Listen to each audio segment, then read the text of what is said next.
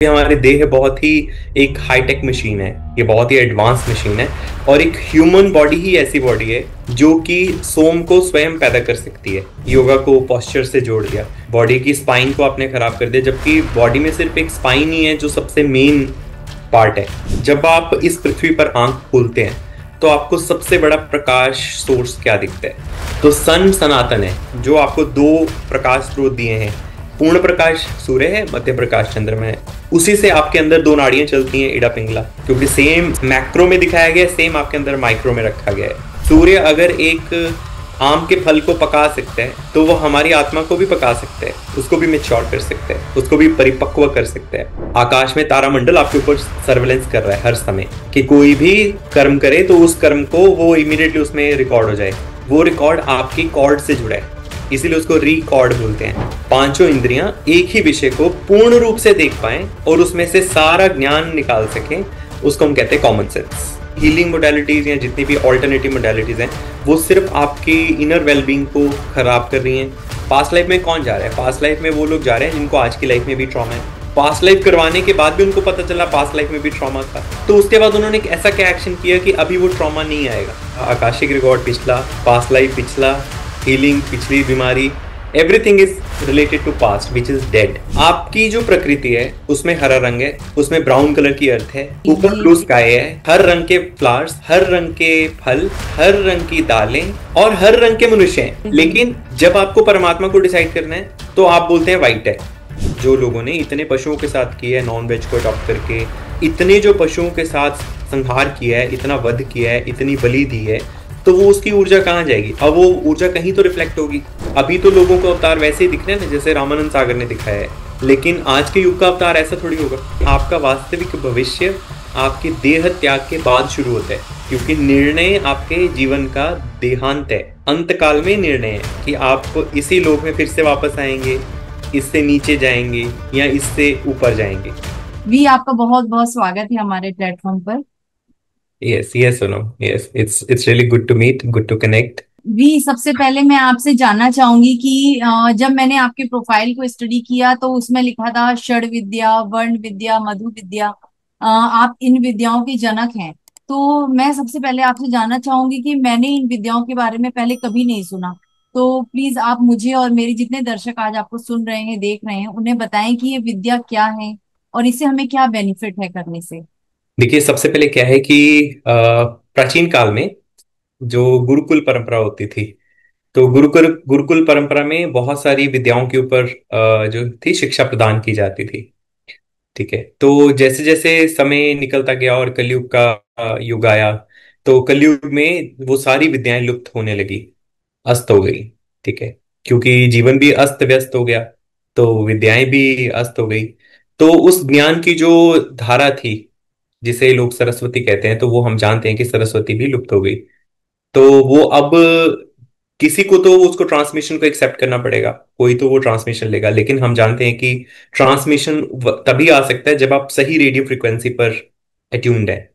ठीक है, तो जो शब्द है ज्ञान, ज्ञान का अर्थ होता है कि चीजों को जानने का नजरिया, जानने का तरीका, चीजों को, अलग अलग चीजों के बारे में आप कैसे क्या ज्ञात करते हैं। ठीक है, तो ज्ञान एक बड़ा अम्ब्रेला है। अब बड़े अम्ब्रेला के अंदर छोटी छोटी सब्जेक्ट नॉलेज है। तो गुरुकुल में ज्ञान प्रदान करते थे गुरु, और उन उस ज्ञान के अंतर्गत विद्याएं होती थी। जैसे हम लोग अभी भारत में क्या है कि कुछ विद्याओं के ऊपर जानते हैं, जैसे सब लोग जानते हैं धनुर्विद्या, रसायन विद्या। ठीक है, तो आयुर्वेद का नॉलेज, सो ये सब लोग जानते हैं। लेकिन अभी ऐसी बहुत सी विद्याएं हैं, क्योंकि सिर्फ इतनी तो विद्याएं नहीं थी, विद्याएं तो बहुत सारी थी।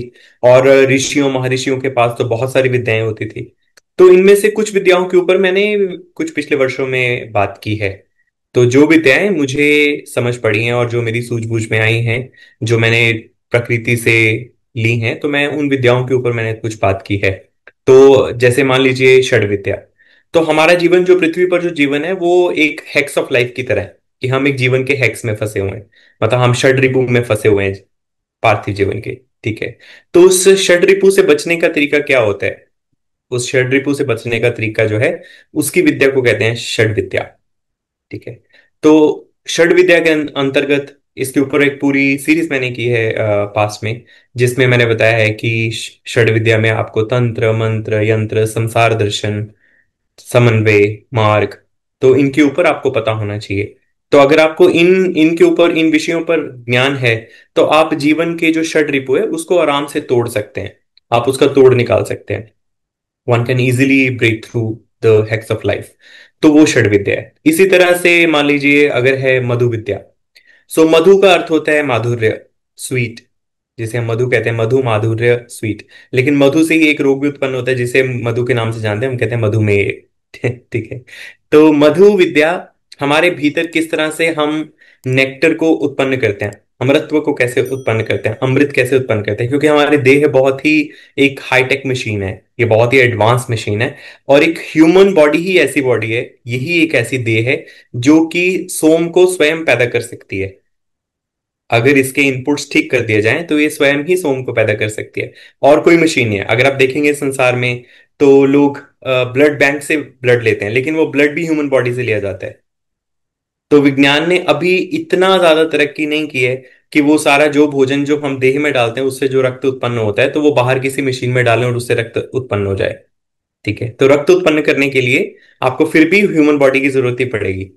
ठीक। सो इसलिए हमारी ह्यूमन बॉडी जो है ये बहुत एडवांस है, और ये खुद ही मधु को पैदा कर सकती है।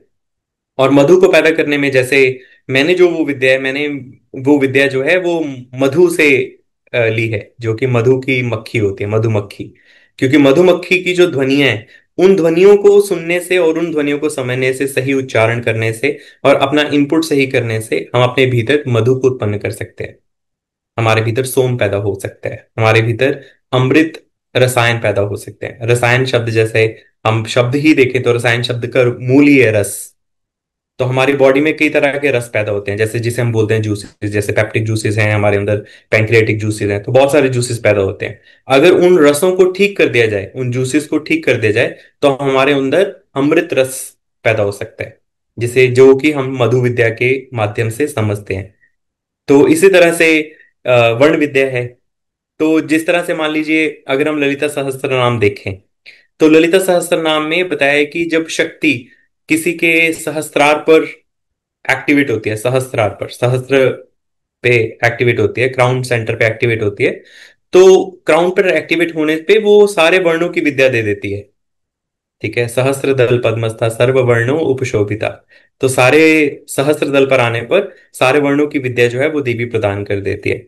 तो इस तरह से उन वर्णों को समझना कि उन वर्णों का क्या ध्वनि है, उनकी क्या फ्रीक्वेंसी है, उनका सही उच्चारण क्या है, और उसके उच्चारण से हमारे भीतर जो हमारा ब्रेन है, उस ब्रेन में किस तरह के स्त्राव पैदा होते हैं, हमारा न्यूरॉन पाथवे कैसा बनता है, तो वो वर्ण विद्या के अंतर्गत आता है।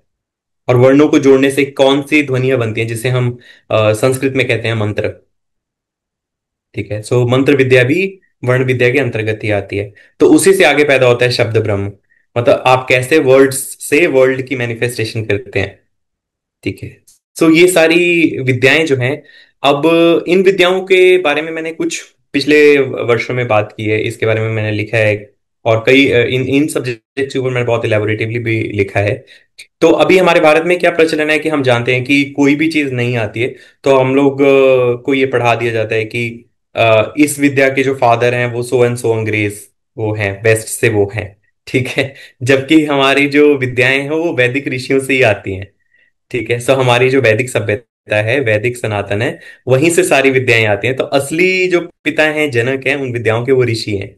तो आप अगर जितना अपने आप को ऋषियों की जीवन शैली के साथ अट्यून करेंगे, तो आप उन विद्याओं को समझ सकेंगे, आपको भी समझ आ सकती है कि वो विद्याएं कैसे कार्य करती हैं, उन विद्याओं से हमें क्या लाभ मिल सकता है, हमारी जीवन शैली कैसे बेहतर हो सकती है। और खास करके जो लोग जीवन में आध्यात्मिक यात्रा की और प्रगति करना चाहते हैं, ठीक है, तो आध्यात्मिक उन्नति के लिए उन विद्याओं का क्या रोल है। तो ये सारी चीजें हम जान सकते हैं, लेकिन उसके लिए हमें पहले बेसिक्स को जानना पड़ेगा। तो ये सारी चीजें समझने से हमें पता चलता है कि उन विद्याओं का हमारे जीवन में क्या लाभ है, और खास करके हमारी आध्यात्मिक उन्नति में ये विद्याएं कैसे सहायक हैं। तो भी अभी जैसे हम बात कर रहे थे कि जितनी भी ये विद्याएं हैं इनके जनक हमारे ऋषि हैं और सारी भारत से ही ये विद्याएं गई हैं। लेकिन आज की अगर हम बात करें तो आज जो न्यू एज प्रैक्टिसेस हैं या ऑल्टरनेट हीलिंग मोडालिटीज हैं, लोग कहते हैं कि यही सबसे ज्यादा सक्सेसफुल है और वेस्ट का तमगा लगा करके इनको आज हर जगह प्रचलन में है। आप क्या मानते हैं कि ये जितनी भी मॉडर्न है जो हीलिंग टेक्नोलॉजीज हैं ये कितनी सक्सेसफुल है? देखिए, जो शब्द है हीलिंग, ठीक है, हीलिंग शब्द को देखकर ही हमें समझ जाना चाहिए कि किस चीज को हम हील कर रहे हैं। ठीक है। तो अगर आप आज देखेंगे तो ज्यादातर लोग जो है वो रोग को ही हील करने की बात कर रहे हैं। लेकिन मेरा प्रश्न ये है कि हमें बीमार ही क्यों होना है एट द फर्स्ट प्लेस? ठीक है, क्योंकि बीमारी को हमने आम बना दिया है, बीमारी को हमने एकदम एक नॉर्म बना दिया, नॉर्मलाइज कर दिया है कि बीमार तो हम होंगे, क्योंकि देह है तो बीमार होंगे। लेकिन बीमार क्यों होंगे, रोगी क्यों होंगे? रोगी इसलिए होंगे क्योंकि प्रकृति के साथ, अपने ही पंचमहाभूत के साथ कोई कनेक्शन नहीं है। हमारी देह पंचमहाभूत से बनी है, प्रकृति पंचमहाभूत से बनी है। तो प्रकृति के पंचमहाभूत और देह के पंचमहाभूतों को सही तरह कैसे कनेक्ट करना है ये नहीं पता है, तत्वों का ज्ञान नहीं है। तत्वों का योग कैसे करना है ये नहीं पता है। अभी लोगों को योग की जगह योगा पता है, जो कि एक न्यू एज वे है। ठीक है। तो योग मतलब तो सिर्फ जोड़ना है, जैसे आप कहते हैं आज कनेक्ट करना, अंग्रेजी का शब्द है कनेक्ट, तो संस्कृत के लिए उसमें शब्द है योग, बस इतना ही है। अभी उस योग को लोगों ने योगा बना दिया, वो योगा को ध्यान से जोड़ दिया, योगा को पोस्चर से जोड़ दिया। तो उससे क्या हुआ कि बॉडी में और विकृतियां पैदा हो गई, बॉडी की स्पाइन को आपने खराब कर दिया, जबकि बॉडी में सिर्फ एक स्पाइन ही है जो सबसे मेन पार्ट है। बाकी सब उसको चलाने वाले वाइटल ऑर्गन है। जैसे ट्री की स्टेम सबसे इंपॉर्टेंट होती है, तो स्टेम को ही अगर आप इतना खराब कर देंगे सारे पोस्चर से, तो वो बिल्कुल भी आपकी स्टेम काम नहीं करेगी। अगर स्टेम्स और स्टेम सेल्स काम नहीं करेंगे तो आपका ब्रेन ट्री कैसे चलेगा? ठीक है। सो हमारी देह एक वृक्ष की तरह ही काम करती है। ठीक है, तो ये एक बात है। तो इसी तरह से दूसरी विधि है। अब हीलिंग की जितनी मोडालिटीज हैं उसमें लोगों को ये भी नहीं पता है कि उस मोडालिटी में वो किस तरह के बींग से या स्पिरिट से या जिसको भी वो चैनल कर रहे हैं, या जो भी यूनिवर्सल लाइट जिसको वो बोल रहे हैं, वो किससे डील कर रहे हैं, वो उनको ये भी नहीं पता है। क्योंकि वो वेस्ट ने पॉपुलराइज कर दिया, वेस्ट ने एक वर्ड बना दिया है, और खास करके सब सर्टिफाई करके उसको चलाने के लिए सब आगे हैं कि हम लोग उसको एक तरह से एक विधि बना दें और टेक्निक को हम लोग जितना प्रमोट कर सकें, और वो इजीली मनी मेकिंग बिजनेस बन जाता है। और इससे ज्यादा कुछ नहीं है। लेकिन जो रोग है, रोग में कुछ समय के लिए सहायता मिलेगी, लेकिन अल्टीमेटली तो जीवन शैली पे आना ही पड़ेगा। और जब तक आप अपनी प्राकृतिक जीवन शैली नहीं रखेंगे, जीवन शैली को प्रकृति के अनुसार, प्राकृतिक नियमों के अनुसार नहीं चलाएंगे, तो कोई सी भी तरह की हीलिंग पद्धति या कोई भी तरह का उपाय काम नहीं करेगा।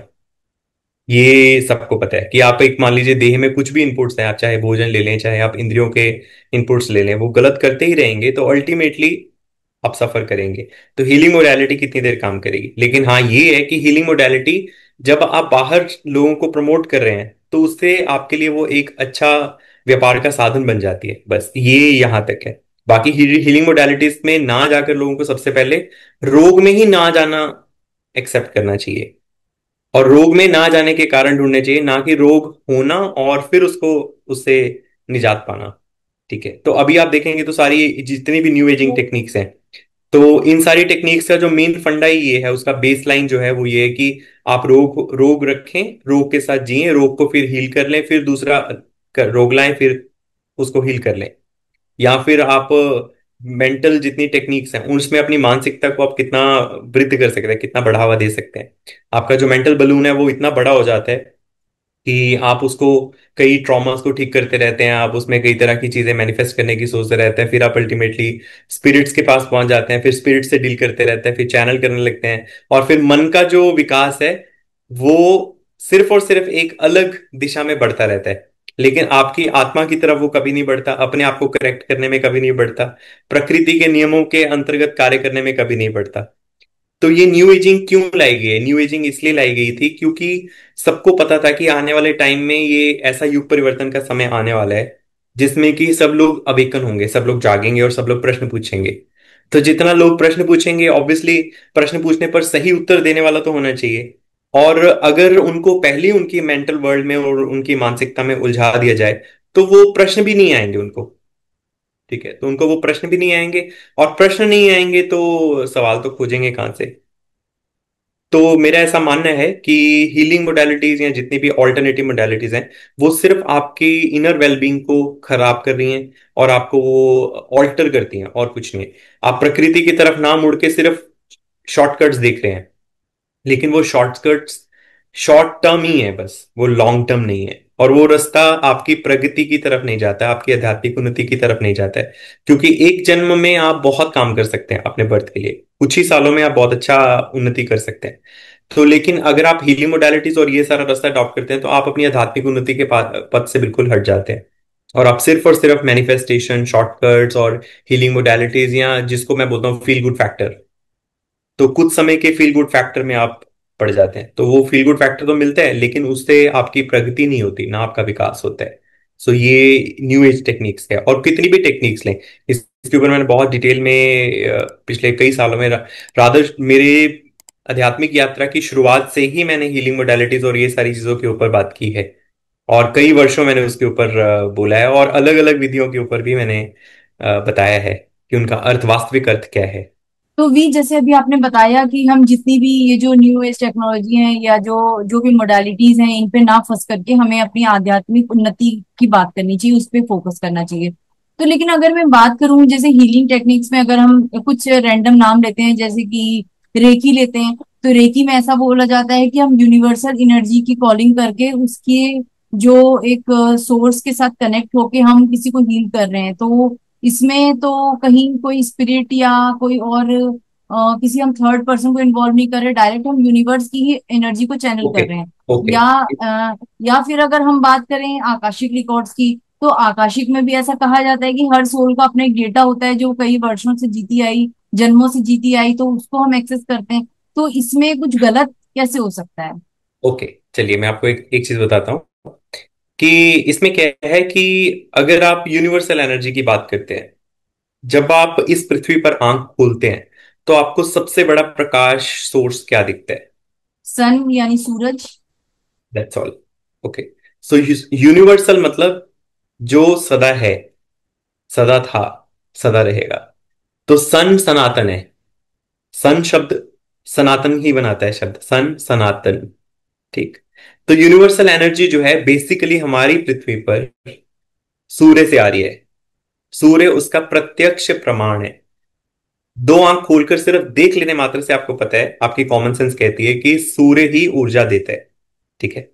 अब आप सूर्य को छोड़कर जो आपको दो प्रकाश स्रोत दिए हैं, एक पूर्ण प्रकाश दिया है, एक आपको मध्यम प्रकाश दिया है। पूर्ण प्रकाश सूर्य है, मध्यम प्रकाश चंद्रमा है। उसी से आपके अंदर दो नाड़ियां चलती हैं, इडा पिंगला, क्योंकि सेम सेम मैक्रो में दिखाया गया है, सेम आपके अंदर माइक्रो में रखा गया है। Same same system. ठीक है। तो आप उस यूनिवर्सल एनर्जी को जो आपको प्रत्यक्ष विजिबल दिख रही है, उसको छोड़कर आप इनविजिबल की तरफ क्यों जाएंगे? ठीक है, because this is again a very westernised mindset that we have to forgo the divine authority. Divine authority को छोड़ के हम इनविजिबल में जाएं, ताकि इनविजिबल में लॉस्ट रहें। It's just a lesser lost world. तो रेकी में आप देखिए, रेकी जब आप शब्द भी बोल रहे हैं रेकी, तो रेकी में शब्द आप बोल रहे हैं रे, आगे वर्ड आ रहा है की। ठीक है। सो रे कहां से आती है? रेज ऑफ लाइट कहां से आती हैं? सन से आती हैं। सो सूर्य का प्रकाश, आज तो मॉडर्न साइंस भी कहती है कि सूर्य का प्रकाश हमें लक्स फैक्टर देता है। उसकी ल्यूमिनेसेंस से हमारे अंदर प्यूरिटी पैदा होती है, प्यूरिफिकेशन होती है। हमारे अंदर उससे क्लीनिंग होती है, हमारे अंदर उससे सही तरह का प्रकाश का स्राव होता है, हमारे अंदर उसके उससे सारे सिक्रीशन सही होती हैं। ठीक है। तो सूर्य तो हर हर रोज नित्य प्रतिदिन हमारी रेकी कर रहा है। चंद्रमा की किरणें अमृत स्राव कर रही हैं, जो अगर वो एक पौधे में औषधीय गुण पैदा कर सकता है, हम चंद्रमा, तो हमारे भीतर भी तो पैदा कर सकता है। ठीक है। सूर्य अगर एक आम के फल को पका सकता है, तो वो हमारी आत्मा को भी पका सकता है, उसको भी मेच्योर कर सकता है, उसको भी परिपक्व कर सकता है। ठीक है। लेकिन same, because we have to just forgo the divine authority, visible authority and invisible में जाना है। तो इनविजिबल में जाने के लिए क्या करवाना पड़ेगा? कुछ नहीं, सिर्फ एक ही आंखें बंद करा दे, दैट्स ऑल।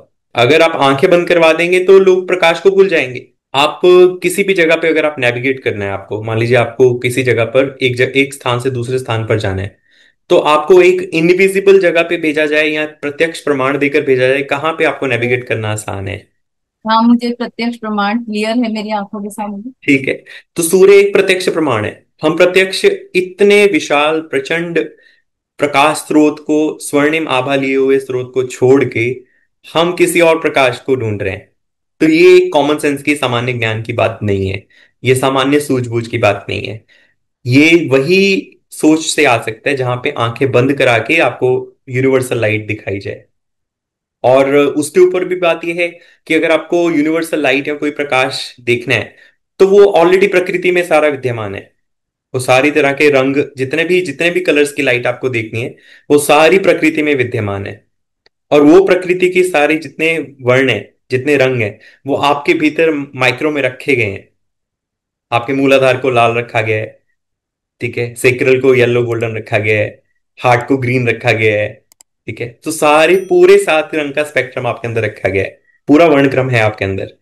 तो प्रत्यक्ष को छोड़कर हमें अप्रत्यक्ष की तरफ नहीं जाना चाहिए, क्योंकि अप्रत्यक्ष की तरफ जाना ये अपने मन को बढ़ावा देने जैसा है, और दूसरा उसमें खो जाने जैसा है। अब आकाशिक रिकॉर्ड ले लें आप। आकाशिक रिकॉर्ड का मतलब क्या हुआ? आकाश का मतलब तो आकाश हुआ। रिकॉर्ड मतलब क्या हुआ? रिकॉर्ड मतलब हुआ कहीं पे कोई चीज संग्रहित हो रही है, ठीक है। तो आकाश में कौन सी चीज है जो आपकी चीजों को संग्रहित करती है? उसको हम कहते हैं तारामंडल। आकाश में तारामंडल आपके ऊपर सर्वेलेंस कर रहा है हर समय, सारी मनुष्य जाति पर सर्वेलेंस करता है कि कोई भी कर्म करे तो उस कर्म को वो इमीडिएटली उसमें रिकॉर्ड हो जाए, ठीक है। अभी लोग सोच रहे हैं कि उसको हम लोग पढ़ लेंगे और पढ़ के उसको करेक्ट कर लेंगे, लेकिन ये दूसरे तरीके से काम करता है। आप अपना कर्म धरती पर ही करेक्ट कर लेंगे, तो वो ऊपर रिकॉर्ड करेक्ट हो जाएगा ऑटोमेटिक, क्योंकि वो रिकॉर्ड आपके डीएनए से जुड़ा है, वो रिकॉर्ड आपकी कॉर्ड से जुड़ा है, इसीलिए उसको रिकॉर्ड बोलते हैं। तो आप उसको दोबारा से कनेक्ट कर सकते हैं। कॉर्ड मतलब कनेक्ट। जैसे आप चार्जर को कनेक्ट करते हैं, चार्जर की वायर को आप क्या बोलते हैं? कॉर्ड बोलते हैं ना, ठीक है ना, चार्जिंग कॉर्ड, ठीक है, करेक्ट। सो वो कॉर्ड है। तो इसी तरह से आपकी कॉर्ड है जो कि तारामंडल से जुड़ी हुई है हर समय, ठीक है। तो जो कर्म आप पृथ्वी पर कर रहे हैं, अगर आप उसको करेक्ट करते हैं, तो आपको पिछला रिकॉर्ड पढ़ने की जरूरत नहीं है, आप नया रिकॉर्ड खुद ही लिख सकते हैं। तो आकाशिक रिकॉर्ड पढ़ के कुछ नहीं होने वाला है, पढ़ के कर्म ठीक करने की सेंस नहीं आने वाली है। जबकि प्रकृति में जाने से, पंचमहाभूत का काम करने से, पंचमहाभूत के साथ जुड़ने से एक सेंस आती है। जैसे सबका चेहरा है, ठीक है, चेहरा पंचमहाभूत का एक इम्प्रिंट है, ठीक है, सबका चेहरा।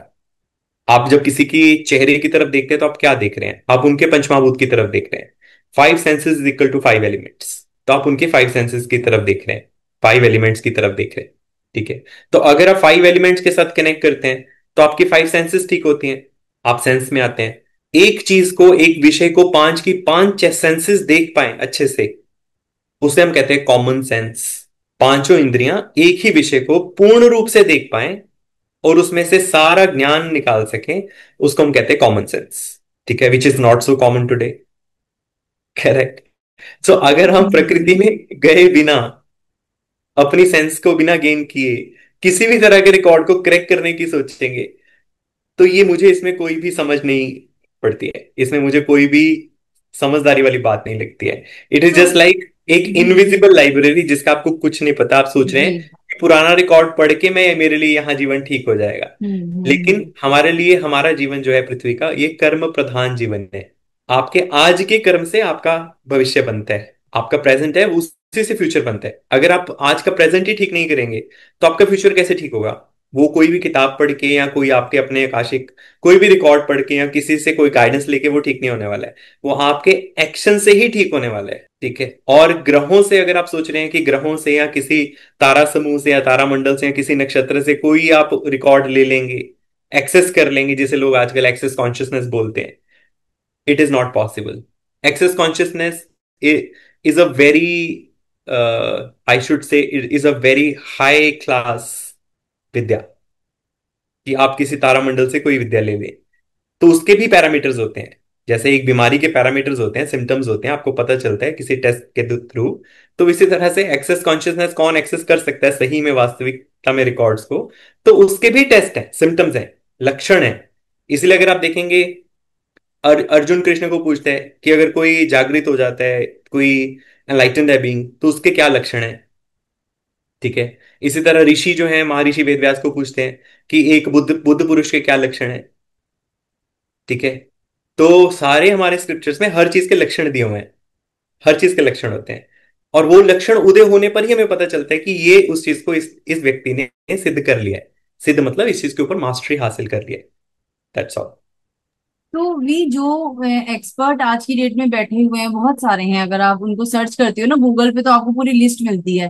तो बहुत सारे ऐसे लोग हैं जो जो आपको आपके जैसे पीएलआर की बात करूं तो पास्ट लाइफ में आपको हिप्नोथेरेपी या किसी के थ्रू लेकर जाते हैं, और आप वो चीजें देखते हैं कि मैं उस लाइफ में हूँ, इस ईयर में हूँ, पर्टिकुलर मैं इस फॉर्म में हूँ, मेल फीमेल जो भी, और मैं ये कर रहा हूँ, ये मैंने कर्म किया जिसका आज मैं ये मेरे सामने कॉन्सिक्वेंस रिजल्ट आ गया और मैं ये सफर कर रहा हूँ। तो वो जो लेकर गया जो हमें सब दिखा रहा है, या बहुत सारे एंजल्स की कॉलिंग होती है, एंजल्स हमारे आगे पूरा एक व्यू दिखाते हैं। तो ये सब फिर क्या है, अगर ये ओके। एक तरीके से ये ओके। कैसी दुनिया है फिर? ओके, मैं आपको एक चीज और बताता हूँ। देखिए, जो मृत है, ठीक है, उनको केवल और केवल मृत में ही रुचि रहती है। जितनी चेतना मृत है उसको केवल मृत में रुचि है। जैसे आपका पास्ट है, चाहे वो इसी जन्म का 1 घंटा पहले का पास्ट हो या पिछले कई जन्मों का पास्ट हो, वो जीवित है कि मृत है? पास तो यानी कि वो खत्म हो गया। ठीक है, सो पास्ट मीन्स डेड।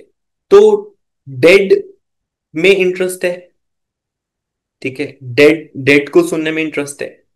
और लेकिन उस डेड से कोई भी लिविंग चीज नहीं निकाली है। और अगर आप देखेंगे, जिसको पीएलआर बोलते हैं अभी आज लोग, ठीक है, तो वो करने के बाद उनको पता चल गया है कि उनका पास बहुत ही ट्रॉमेटिक था। पास्ट लाइफ में कौन जा रहा है? पास्ट लाइफ में वो लोग जा रहे हैं जिनको आज की लाइफ में भी ट्रॉमा है। पास्ट लाइफ करवाने के बाद भी उनको पता चला पास्ट लाइफ में भी ट्रॉमा था। तो उसके बाद उन्होंने एक ऐसा क्या एक्शन किया कि अभी वो ट्रॉमा नहीं आएगा, अभी उनको काल का डंडा नहीं पड़ेगा।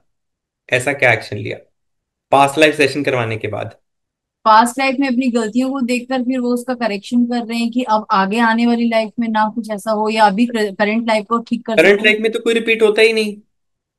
Current life is not a repeat, there is no repeat. Repetition is only one thing, human birth. आपको सिर्फ एक ह्यूमन बर्थ रिपीट करना है। That is why it is called cycle, चक्र। ठीक है, तो उस चक्र से आप निकल नहीं सकते जब तक आप सही एक्शन नहीं लेंगे। और सही एक्शन शुरू होता है अपनी बॉडी से, पंचमहाभूत से, प्रकृति से, ठीक है, सही ज्ञान अर्जित करने से, सही नियम अनुशासन करने से।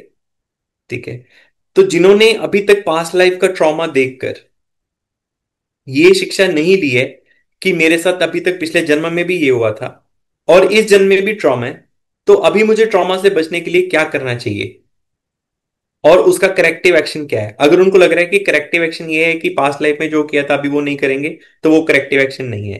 ठीक है, past life is already closed. अगर वो पास्ट लाइफ जीवित होती तो ये ब्रह्मांडीय जो ऊर्जा है, ठीक है, जिस यंत्र के टाइम मशीन के अंदर हम हैं, जिसे हम अर्थ बोलते हैं, ठीक है, तो ये टाइम मशीन आपके अंदर मेमोरी जरूर देती, ताकि आपको याद रहे पास्ट लाइफ में ये किए।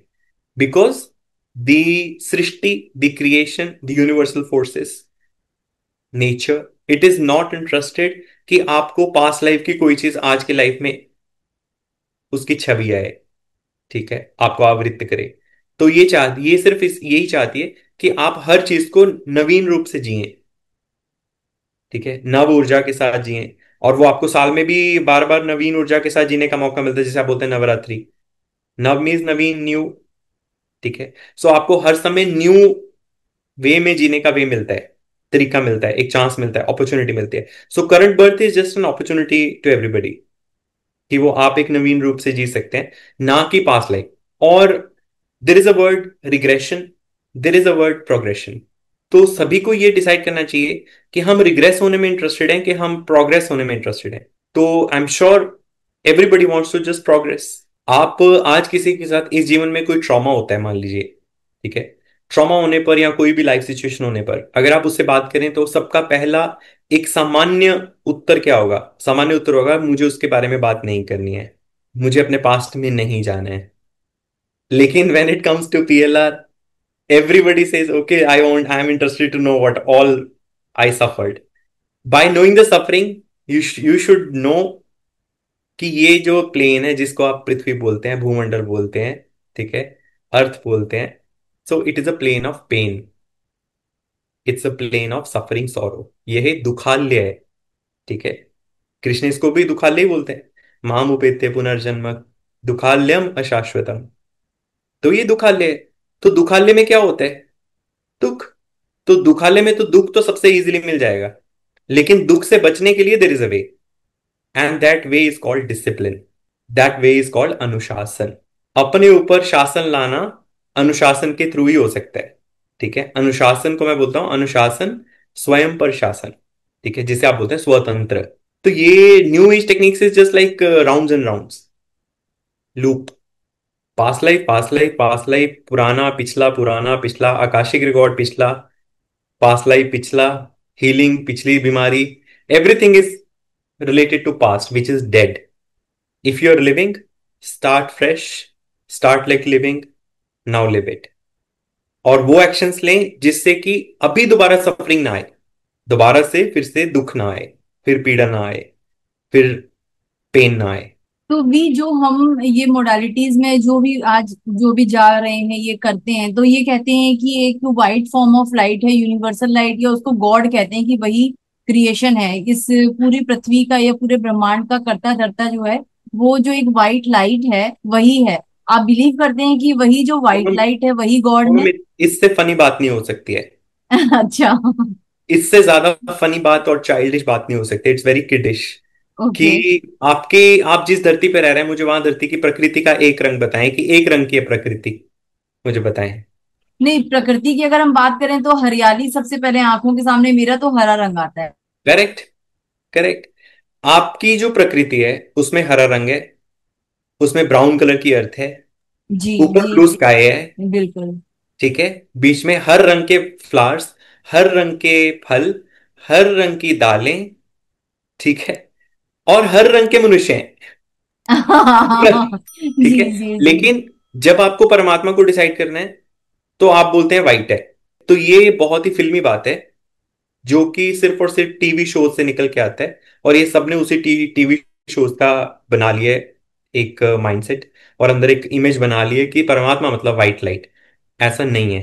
परमात्मा इससे भी ज्यादा एडवांस लाइट है, इससे भी ज्यादा रिफाइंड कलर्स हैं, इससे भी ज्यादा प्यूरिफाइड जो विजिबल स्पेक्ट्रम है वो है। अगर आपका पृथ्वी का ही विजिबल स्पेक्ट्रम जहां पे इतनी पेन है ये होगा, तो परमात्मा जिसको हम हेवनली बोलते हैं, तो हेवनली कलर्स का स्पेक्ट्रम कैसा होगा आप इमेजिन कर लें। ठीक है, अगर नर्सरी के बच्चे को ए आता है, बी आती है, सी आती है, 10th के बच्चे को ऐसे लिखना आता है, तो मास्टर डिग्री का बच्चा क्या कर सकता है वो सोच लें। तो इसी तरह से अगर भूमंडल जिसको हम दुखाल्य कहते हैं उसमें इतने रंग हैं, तो परमात्मा के रंग कितने हो गए आप वो सोच लें, खुद ही एक्सट्रापोलेट कर लें।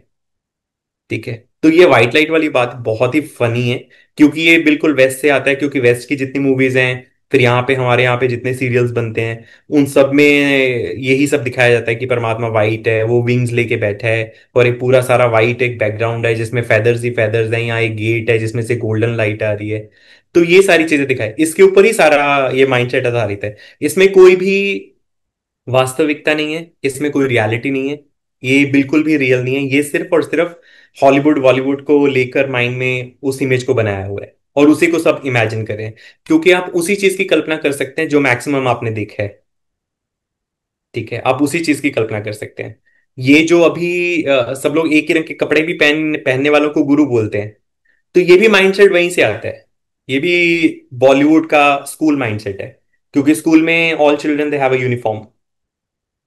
ठीक है, so it's a very uniform culture, ताकि सब बच्चों को यूनिफॉर्म पहना के दिखाया जाए, और आपको एक माइंडसेट बन गया है कि ये होने से लक्षणों से पता चलता है कि ये गुरुजी हैं, ये होने से पता चलता है ये साधु हैं।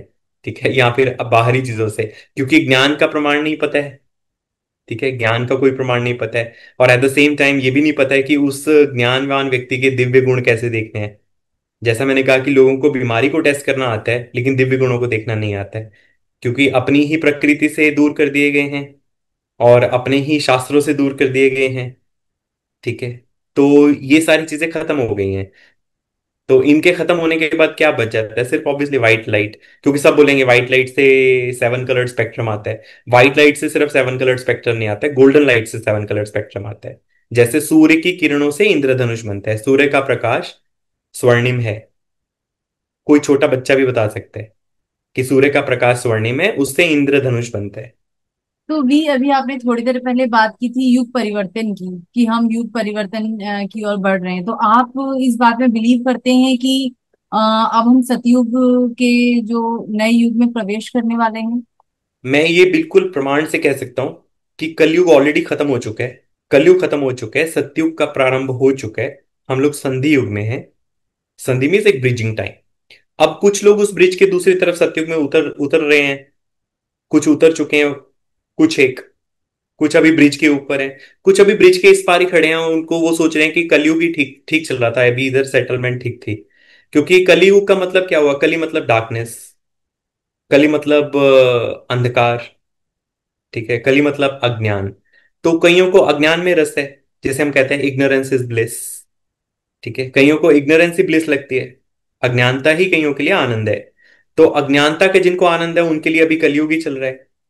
जिनको अज्ञानता से बाहर आना है और अज्ञानता से पार जाकर अपने आप को सत्य में स्थापित करना है, प्यूरिटी में स्थापित करना है, उनके लिए सत्युग का ब्रिजिंग टाइम शुरू हो चुका है। जो अभ्यास करके नियम अनुशासन द्वारा सत्य में खड़े हो चुके हैं, सत्य का अभ्यास करके, उनके लिए सतयुग ऑलरेडी शुरू हो चुका है। तो युग परिवर्तन तो हो रहा है, नित्य निरंतर हो रहा है, और ये बहुत फास्ट प्रोसेस है। और विद इन एक डेकेड ही हम इसको कंप्लीट कर लेंगे।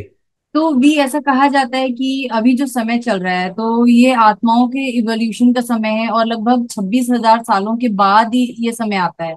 तो ऐसी क्या टेक्निक को हम यूज करें कि हम एज अ सोल अपने आप को बहुत जल्दी इवॉल्व कर लें, और जो नेक्स्ट डायमेंशन है उसमें हम जा सकें? Okay, first first thing is, एक खुशखबरी ये है कि ये 26,000 साल की जगह ये 5,000 साल बाद ही आ गया है। ठीक है, 5,000 साल पहले राजा परीक्षित का टाइम था, जब वेद व्यास ने सारी पुराणों को विभाजित करके भागवत महापुराण लिखा। ठीक है, तो 5,000 साल बाद ये समय फिर से आ गया है। क्योंकि युग का काल इतना लंबा नहीं है जितना लोगों को बता दिया गया। लोगों को बताया गया युग 4,32,000 साल तक चलता है।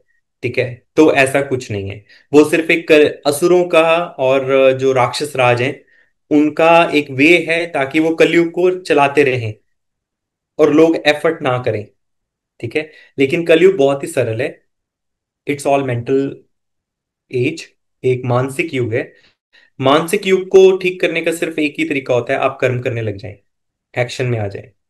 ठीक है, जैसे मान लीजिए हम कहते हैं जागृति, वेकअप, वेकिंग, अवेकनिंग, ये कहते हैं ना, हम जागृति बोलते हैं।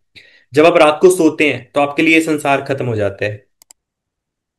ठीक है, आपकी बॉडी एक चार्जिंग मोड में चली जाती है, जिसको आप कहते हैं स्लीप। ठीक है, लेकिन जैसे ही आप दो आंखें खोलते हैं, ठीक है, तो आपको फिर से ये संसार पूरा प्रत्यक्ष दिखने लगता है। आपको जहां पे आप सो रहे हैं, जिस कमरे में, उस कमरे की सारी वस्तुएं दिखने लगती हैं, बिल्कुल स्पष्ट दिखने लगती हैं। आप खड़े होने के बाद किसी वस्तु से टक्कर नहीं मारते हैं। आपको पता है कौन सी चीज कहाँ पड़ी है, किस चीज का क्या प्रयोग है, ये समझ पड़ता है। ठीक है, सो सबसे पहली चीज क्या करनी है, इसका मतलब आंखें खोलनी है। सबसे पहला काम, पहले आंखें खोलना शुरू करें। जो लोग इतने इतने घंटों ध्यान कर रहे हैं आंखें बंद कर करके, पहले आंखें खोले। क्योंकि आंखें बंद करने से ब्रेन को एक सिग्नल मिलता है कि स्लीप मोड, जैसे हम अलार्म की भाषा में बोलते हैं स्नूज। ठीक है, तो वो स्नूज पे चला जाता है ब्रेन। ठीक है, अब लोग मेडिटेट करें, लेकिन मेडिटेशन का भी एक वे है। तो मेडिटेशन का, जैसे कि भगवत गीता अध्याय 6 श्लोक 10, 11, 12 में बताया गया है, एकांत जगह पे, प्रकृति में, रीढ़ की हड्डी सीधी, सिर सीधा, मध्य में, चेहरा शांत, पांचों इंद्रियां प्रकृति की ओर देखती हुई। That's all. और ये आप कहीं भी कर सकते हैं, अपने घर की छत पे कर सकते हैं, किसी पेड़ के नीचे कर सकते हैं। ठीक है, आप अपने आप को किसी भी खुले स्थान पर रख के बिठा के कर सकते हैं। अच्छा, एक कुशन गद्दा लगा के बैठ के उसके ऊपर कर सकते हैं, जहां पे आपकी आंखों को सही दृश्य मिल रहा हो। कलयुग के दृश्य क्या है? कलयुग के दृश्य है हॉस्पिटल। ठीक है, कलयुग के दृश्य क्या है? कलयुग के दृश्य है स्कूल, फैक्ट्रियां, धुआं, पोल्यूशन, कचरा, गार्बेज जो भी है सारा। ठीक है, या बिल्डिंग, सीमेंट्स की बिल्डिंग। तो वो दृश्य ना देखकर आप प्रकृति के दृश्य को देखें। प्राकृतिक दृश्यों की तरफ अपनी आंख खोलें, जैसे सनराइज, सनसेट, आकाश की ओर देखना, तारों को देखना। क्योंकि जो भी आप देखते हैं उसकी छवि आपके अंदर बनती है। इसी तरह से हमारी आंख काम करती है, क्योंकि जो आप चीज देख रहे हैं उसी की छवि आपकी आंखों में बनती है, उसी से आपके ब्रेन को सिग्नल मिलता है। It is as simple as that. आंखें बंद रखने से माइंड अपने आप छवियां क्रिएट करता है, जो कि सिर्फ न्यू एजिंग के में ही सहायक है। तो युग परिवर्तन में आने के लिए सबसे पहले पेड़ के नीचे जाएं, जमीन पर पांव रखें, ग्राउंड करें अपने आप को, आकाश को देखें, सनराइज सनसेट को देखें, भोजन को ठीक करें, भोजन अपना खान पान ठीक करें, भोजन में से मसाले, पैकेज फूड, शुगर्स, मैदा, ये सब कम करें, माइनस करें, वाइट शुगर बिल्कुल कट ऑफ करें, पैकेज्ड ड्रिंक्स को बंद करें, शाकाहारी भोजन को अपनाएं। तो ये सरल तरीका है। और जैसा मैंने बताया, सबसे पहले आंखें खोलें। आंखें खोलने से सही दृश्य दिखता है। आंखें खोलने से हर चीज का सही सही अंदाजा लगता है कि कौन सी चीज क्या है। आंखें नहीं खोलेंगे तो कोई भी चीज नहीं समझ पड़ेगी। आंखें बंद करके व्यक्ति टक्कर ही मारेगा, कहीं ना कहीं गिरेगा। जी जी बिल्कुल। तो भी अभी आपने जैसे बताया कि ये जो है समय जगने का है, इवॉल्व होने का है, और अगले युग में जो है वो प्रवेश करने का है। लेकिन बहुत से लोग हैं आज भी जो इस बात पे बिलीव ही नहीं करते, जो लाखों के मायाजाल में भी फंसे कि इतने साल के बाद युग परिवर्तन होगा, अभी तो कलयुग चल रहा है और तुम बेवकूफ हो जो सतयुग की बातें करते हो। तो ऐसे लोगों का क्या होगा? अभी तो हम चलो संधि काल में है, एक समय तो आएगा जब ये संधि काल भी खत्म हो जाएगा, ये संगम युग है खत्म हो जाएगा और सतयुग प्रारंभ हो जाएगा। तब ऐसे जो लोग हैं जो बिलीव नहीं करते या बहुत ज्यादा क्राइम की दुनिया से जुड़े हैं, ऐसे लोगों का क्या होगा? क्या ये उस युग में जा पाएंगे या इनका कुछ एंड ओके। होगा? ओके, देखिए, इसको समझने का बहुत ही सरल तरीका है। 10th क्लास के बच्चे 10th में जाते हैं, फिफ्थ के बच्चे फिफ्थ में जाते हैं, नर्सरी के बच्चे नर्सरी में जाते हैं। जब हम संधि युग की बात करते हैं, संधि युग से नए युग में जाना मतलब पिछले युग का तो अंत होना ही है। पिछले युग का अंत हो गया, जैसे हमारा पुराना शरीर है वो खत्म होता है, फिर ही तो नया शरीर मिलता है। इसी तरह से इस युग काल का जो पुराना शरीर बना हुआ है कलयुग का, वो कली का जो शरीर है वो खत्म होना है। शरीर मतलब व्यवस्था, ऑर्गेनाइजेशन, वो सब कोलैप्स होगा, टूटेगा, नया बनेगा, नई चीजें आएंगी। तो जो उस चीज में सही से बैठ पाएंगे, फिट बैठेंगे, ठीक है, वो तो सुर होंगे। सुर मतलब जो सही सुरत्व में है, जिनमें सही सुर है। सुर शब्द से ही बनता है सर्वाइवर, ठीक है। तो वो सरवाइव करेंगे। जो उसके अनुरूप नहीं कार्य करेंगे, ठीक है, जो उसमें नहीं फिट बैठेंगे, तो अल्टीमेटली उनका अंत होगा, ठीक है।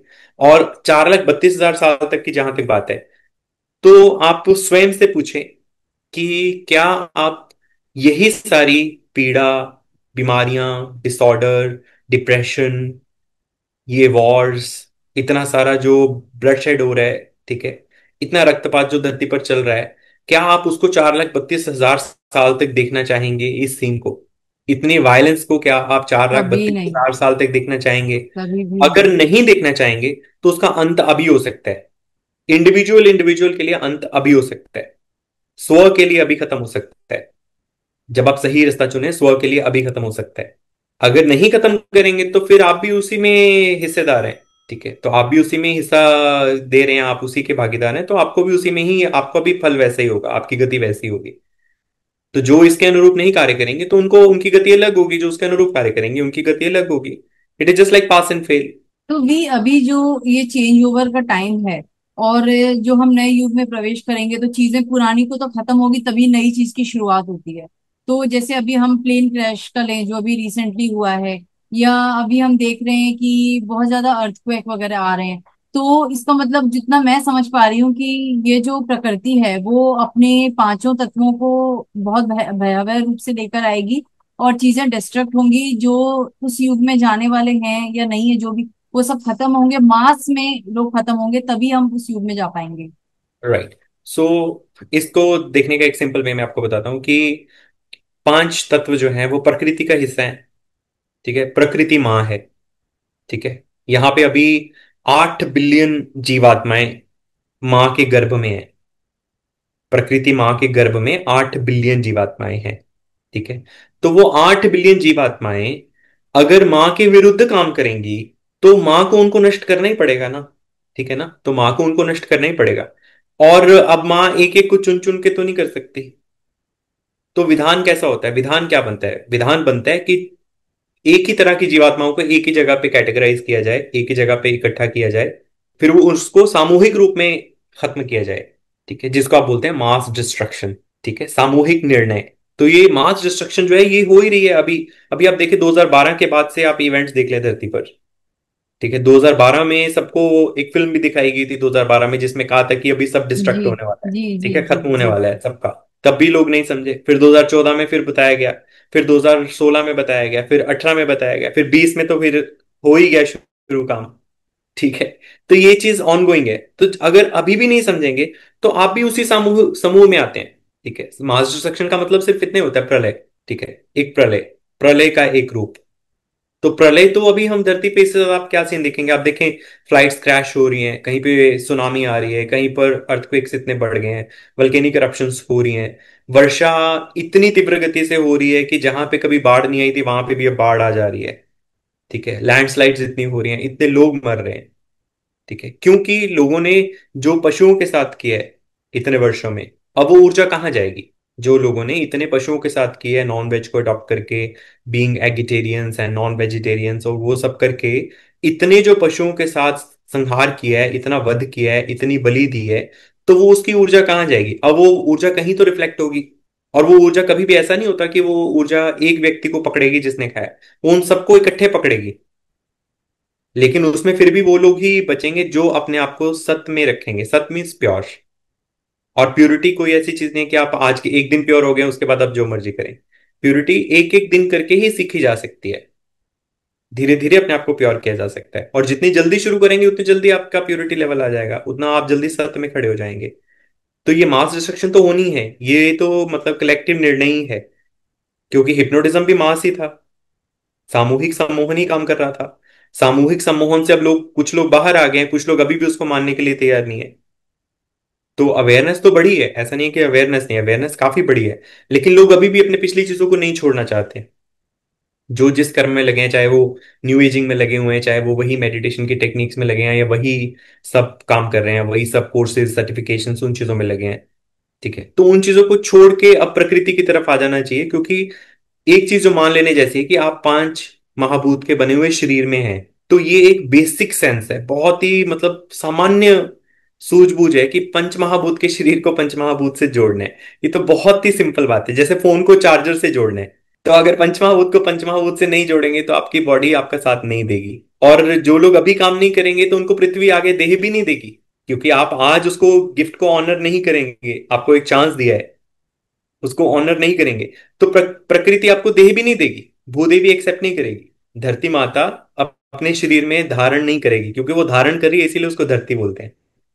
तो वो धारण नहीं करेगी आपको, वो आत्माओं को, उन आत्माओं को धारण नहीं करेगी जो उसके नियमानुसार नहीं रह रहे हैं। तो मास डिस्ट्रक्शन इज इनएविटेबल, ये होना ही है, इसको नहीं रोक सकते। लेकिन आप अपना स्वयं का निर्णय बदल सकते हैं। स्वयं की इच्छा शक्ति को जागृत करें और अपना निर्णय बदलें और सही रास्ते पर आ जाएं, प्रकृति की तरफ जाएं। ऐसा भी तो बोला गया था ना कि कलयुग जब चलेगा या जब आएगा, तब एक हर युग में एक एक अवतार होते हैं। तो विष्णु जी का एक अवतार, कल की अवतार आएंगे। और अब हम देख रहे हैं कि कलयुग तो ऑलमोस्ट एंड फेज पे, हम बिल्कुल टेल, जो उसकी टेल होती है ना उसके एंड पे हैं, और नए युग की शुरुआत में हैं। कल की अवतार का मुझे दूर दूर तक कहीं दिखाई नहीं दिए, मैं तो इंतजार करती रह गई, देख नहीं पाई कल की कब आ गए। आप इसके बारे में देखिए, क्या बताएंगे? देखिए जो अवतारिक ऊर्जा है, अवतारिक ऊर्जा काम कर रही है, अवतारिक ऊर्जा अपना काम कर रही है। अभी कल्कि को या किसी भी अवतार को मनुष्यों में देखने की सूझबूझ ही नहीं है। मनुष्यों में तो अभी अपने देह को देखने की सूझबूझ भी नहीं पैदा हुई। तो अवतारिक ऊर्जा को देखने की, या अवतारिक जो पुरुष है, दिव्य पुरुष है, उसको देखने की सूझबूझ के लिए भी काम करना पड़ेगा। ठीक है, क्योंकि अभी तो लोगों को अवतार वैसे ही दिख रहे हैं ना, जैसे रामानंद सागर ने दिखाया है। ठीक है, सब अवतार वैसे ही ढूंढ रहे हैं। लेकिन आज के युग का अवतार ऐसा थोड़ी होगा। अवतारिक बींग ऐसे काम नहीं करेंगे जैसा लोग सोच रहे हैं कि वो शायद धोती पहन के, मालाएं गले में डाल के और सिर पे मुकुट धारण करके। ये सारी सिंबोलॉजीज हैं, ये सारे क्या है, ये चिन्ह है। ये चिन्ह है, लेकिन एग्जैक्ट चिन्ह ऐसे नहीं है जैसा हमें दिखाया गया है, जैसा सबको ये दिखा दिया गया है। तो वो अवतारिक ऊर्जा तो काम कर रही है, इसीलिए तो युग परिवर्तन हो रहा है। अवतारिक ऊर्जा काम कर रही है, इसीलिए ज्ञान उत्पन्न हो रहा है धरती पर। अवतारिक ऊर्जा कार्य कर रही है, इसीलिए ही संधि काल फास्ट भाग रहा है, दौड़ रहा है। सरस्वती वापस बह रही है, ज्ञान धारा फिर से धरती पर लौट आई है। तो अवतारिक बींग्स तो आ गए हैं। अब अवतार जो है वो तो दो ही होते हैं, या तो विष्णु के होते हैं, शिव के होते हैं। तो वो अवतार धरती पर काम कर रहे हैं, बस मैं इतना बता सकता हूँ, वो काम कर रहे हैं। और वो ऊर्जाएं जिस तरह से काम कर रही हैं, उस ऊर्जा को लोग नकार नहीं पाएंगे। वो ऊर्जा बहुत ही प्रबल है, बहुत विशाल है, और उसको रोका नहीं जा सकता। इसलिए मनुष्यों के हित में यही है कि वो प्रकृति की तरफ आकर भूदेवी को ज्यादा खराब ना करके नियमों को माने और प्रकृति की तरफ आए। वो उनके हित में भी है, उनका भला भी है उसमें। तो भी ऐसा भी तो बोला जाता है ना कि अगर आपको अपने आप को अवेकन करना है या आपको जागृत करना है अपने आप को और सही रास्ते पर चलाना है या कहीं की एक सही पाथ पर चलना है, तो आपको अपने सेवन चक्रास अलाइन करनी होंगे, थर्ड आईज ओपन करनी होगी। तो आजकल इसके लिए बहुत सारे लोग थर्ड आई ओपन का भी जो अटूनमेंट वगैरह लेते हैं। मुझे आप तो एक व्यक्ति पहले बताएं धरती पर जिसको अपनी किडनी को एक्टिवेट करना आता है। किडनी को एक्टिवेट करना मुश्किल है। वो तो ठीक है। ऑलरेडी एक्टिवेटेड है। ठीक है। तो कोई एक व्यक्ति जो अपने हृदय को खुद चलाता हो, चल रही है अपने आप। कोई एक व्यक्ति जो अपनी पलकें खुद झपकता हो। सब प्रकृति ने खुद ही खुद करने के लिए दिया हुआ करेक्ट। है। So everything happens naturally. Right. सातों चक्र भी, आपको कुछ नहीं करना है उसमें, आपको अपने एक्शंस को ठीक करना है। सेवन सेंटर्स जो आपकी स्पिरिट बॉडी में होते हैं, जिस तरह से आपकी फिजिकल बॉडी में हृदय है, किडनी है, लिवर है, इंटेस्टाइन है, ब्रेन है, आईज है, ठीक है, सारे बॉडी पार्ट्स हैं। उसी तरह आपकी स्पिरिट बॉडी के सेवन सेंटर्स हैं, ठीक है, जो आपकी स्पाइन के साथ अलाइनमेंट में रहते हैं। ठीक है। क्योंकि आप अपने सेवन सेंटर्स को देख नहीं सकते हैं, जिस तरह से आप अपने किडनी लिवर सबको नहीं देख सकते हैं, तो आपको उसके लिए कुछ नहीं करना है। जो चीजें आपको नहीं दिखाई गई हैं, इनविजिबल रखी गई हैं, उसके लिए आपको ज्यादा बॉदर करने की आवश्यकता नहीं है। आपको अपने वेलबींग पे काम करने की जरूरत है। आपको अपनी कर्मों को दिव्य प्राकृतिक नियमों के अनुरूप करने की जरूरत है। तो सेवन सेंटर्स ऑटोमेटिकली लाइन हो जाएंगे, उसमें आपको कुछ नहीं करना है। और अगर आपको करना है जो काम, वो सबसे बड़ी बात है मूल आधार। सिर्फ एक काम करना है और वो है मूल आधार। ठीक है। मूलाधार का मतलब होता है रूट। तो पेड़ की रूट को पकड़ना जरूरी होता है कि पेड़ के पत्तों को पकड़ना जरूरी होता है। बात सिर्फ इतनी है कि हमें अगर बीज लगाना है तो बीज की जड़ को सिर्फ हमें सींचना है। बीज की जड़ को ही सींचते हैं ना आप सिर्फ। आप पत्तों के पानी देंगे तो जड़ नहीं तो ही नरिश होगी, नहीं लेकिन नहीं। पेड़ जड़ से नरिश होता है। तो सारा पेड़, चाहे वो थर्ड आई है पेड़ की, चाहे वो विशुद्धि है, चाहे वो सहस्त्रार है, चाहे वो कोई भी सेंटर है, वो पेड़ का सेंटर तभी काम कर सकता है अगर आपकी जड़ सही है, अगर आपकी सही जड़ लग गई है। अगर जड़ सही नहीं लगी है तो वो सारा पेड़ सही काम नहीं करेगा। जड़ खराब हो जाने से पेड़ सारा खराब हो जाता है। तो जड़ जड़ यहाँ पे रूट, रूट क्या बता रही है? रूट बता रही है मूल आधार। मूल आधार, मूल आधार हमारे जीवन का क्या है? रोटी कपड़ा मकान। ठीक है, यही ना मूलाधार, बेसिक इसी को बोलते हैं मूलाधार, जी मतलब रोटी जी कपड़ा जी। मकान। ठीक है। तो इसका मतलब खाना ठीक करें, कपड़ा ठीक करें, मकान, आप किस मकान में रहते हैं उसको कहते हैं बॉडी। जिस मकान में आप रह रहे हैं उस मकान को कहते हैं हम देह, शरीर, बॉडी। ठीक है, तंत्र। तो इस मकान को ठीक रखें। बाकी काम पेड़ खुद कर सकता है। ऋतु आने पर उसको खुद ही फल लग जाते हैं, और वो फल विद्याओं के लगते हैं। तो इसमें सिर्फ मूलाधार को काम करना है। आजकल क्या है कि अभी ये प्रचलन हो गया है, हर कोई मतलब रूट को छोड़कर डायरेक्टली थर्ड आई पे, सीधा थर्ड आई से नीचे तो बात ही नहीं करता है कोई। बिल्कुल सही कहा आपने। आजकल लोगों को जब मैं यूट्यूब खोलती हूँ तो सबसे पहले यही होता है कि अट्यूनमेंट लें, डायरेक्ट थर्ड आई खोलें और वो देख हाँ। सकें जो कोई नहीं देख सकता। हाँ बिल्कुल। तो थर्ड आई खोलते रहे बैठ के, कितने भी साल खोलते रहे थर्ड आई, आपकी थर्ड आई कभी भी नहीं खुलेगी, कितना भी खोलते रहे, क्योंकि थर्ड आई का जो सेंटर है वो रूट के बिना नहीं चल सकता, क्योंकि उसमें शिव और शक्ति की एनर्जी जो है वो रूट में फंसी है, वो रूट में बंद है, जिसको आप कुंडलिनी बोलते हैं। ठीक है। शिव शक्ति सेंटर की जो ऊर्जा है वो मूलाधार में बंद है। और मूलाधार केंद्र तभी खुलता है जब आप अपनी बेसिक चीजें ठीक करते हैं। उसके बिना मूलाधार काम नहीं करता है। बेसिक चीजें ठीक होने के बिना आपकी बेसिक बेस एनर्जी काम नहीं करती। आप कितना भी थर्ड आई, 1 करोड़ बार भी थर्ड आई का मंत्र जाप कर लें तब भी नहीं खुलेगी वो। तो जो लोग देख पाते हैं या जैसे किसी ने भविष्य देख लिया कि क्या होने वाला है और बताया और वो वाकई में घटित हो गया, तो फिर वो कैसे संभव हो पाता है? नहीं हो सकता है। आप कितने भी लोग कुछ किसी भी भविष्य के बारे में कोई भी चीज बोलते हैं तो 10 में से एक चीज तो ठीक हो ही जाती है। लेकिन सबसे बड़ी बात है कि असली भविष्य धरती पर नहीं है। धरती पर प्रलय आएगा ये भविष्य है, ये फिक्स है। ठीक है, धरती पर नई ऊर्जा काम कर रही है ये भविष्य में हो ही रहा है। धरती के भविष्य में सतयुग आ रहा है, ये धरती का भविष्य फिक्स है। इससे बड़ी प्रिडिक्शन क्या होगी? ठीक है, तो ये प्रिडिक्शन तो फिक्स है। अब बात ये है कि आप उस प्रिडिक्शन का हिस्सा होंगे कि नहीं होंगे, ये आपके कर्मों पे निर्धारित है। तो जो लोग ये बाकी को कर रहे हैं, पहले खुद की आध्यात्मिक उन्नति पे काम करें। ठीक है, वो भविष्य जरूरी है, क्योंकि आपका वास्तविक भविष्य आपके देह त्याग के बाद शुरू होता है। क्योंकि निर्णय आपके जीवन का देहांत है, देह के अंत में है। ठीक है, अंत काल में निर्णय है कि आप इसी लोक में फिर से वापस आएंगे, इससे नीचे जाएंगे या इससे ऊपर जाएंगे। तो वो तब निर्धारित होता है। ठीक है, तो वो वास्तविक भविष्य है प्रत्येक मनुष्य के लिए। भी आप जो है ना ज्ञान का भंडार है, आपके साथ एक एपिसोड में सब कुछ कवर कर पाना बहुत टफ है। तो मुझे ऐसा लगता है कि अभी मेरे पास बहुत सारे क्वेश्चंस हैं, बहुत सारे टॉपिक हैं जिसके लिए मुझे आपके साथ बार बार मिलना है और बहुत सारी चीजें डिस्कस करनी है, क्योंकि खुद को जगाना पहले जरूरी है, तब आप दूसरों को जगा पाओगे। तो बिल्कुल बिल्कुल। आप एक ऐसे गुरु हैं जो मेरी मदद करेंगे मुझे खुद को जगाने में। तो मैं यही चाहूंगी कि आपके साथ हर एपिसोड में मैं कुछ नया जानूं और खुद की उन्नति करूं। और जो आज इस वीडियो को देख रहे हैं, जो लोग इस चैनल से जुड़े हैं, परमात्मा उनकी भी उन्नति का रास्ता आपके द्वारा बना रहा है, तो उन सब की उन्नति हो और हम सब उस इस संधि काल से निकलकर उस नए युग में प्रवेश करें और एक सुखद जीवन जिए, क्योंकि इस कलयुग में कुछ भी नहीं रखा है। आपने जैसा बताया कि सिवाय दर्द के, परेशानी के, नेगेटिविटी के, इस युग में तो कुछ है नहीं। तो एक सुंदर युग की कल्पना हर कोई चाहता है कि मेरा आने वाला कल जो है सुंदर हो, क्योंकि जो बीत गया उसको तो बदल नहीं सकते, आने वाला सुंदर कर सकते हैं। तो उसके लिए बिल्कुल आप हमारी मदद करें और आप बिल्कुल। बार बार हमसे जुड़ें और हमें बहुत सारी नॉलेज शेयरिंग करें, जिससे हम खुद को अवेकन कर सकें। राइट राइट सुनो, right thank you right. So much आज के इतने सारे इम्पोर्टेंट आपने जो हमें इंफॉर्मेशन दी उसके लिए। अपना वैल्यूएबल टाइम दिया आपने। और आप बहुत ही गुप्त रूप से कार्य कर रहे हैं, ट्रस्ट मी। आपको लोग जानते हैं, बहुत कम लोग जानते हैं, लेकिन जो जानते हैं वो एकदम ये चीज क्लियर समझ पाएंगे कि एक सच्चा गुरु जिसकी तलाश होती है ना लोगों को, तो वो जो दिखने वाले जो टीवी पे आज गुरु हैं वो आप उनमें से नहीं है। इतना तो मैंने समझ लिया, क्योंकि मैं बहुत से लोगों से मिलती हूँ और आपसे मिलकर जो एक कनेक्शन फील कर पा रही हूँ या एक जो एनर्जी फील कर पा रही हूँ, वो बहुत कम लोगों से मिलकर होती है। Right right Sonam, right right, it's really good. मुझे भी अच्छा लग रहा है कि अगर हम सही ज्ञान को सही लोगों तक पहुंचा सके।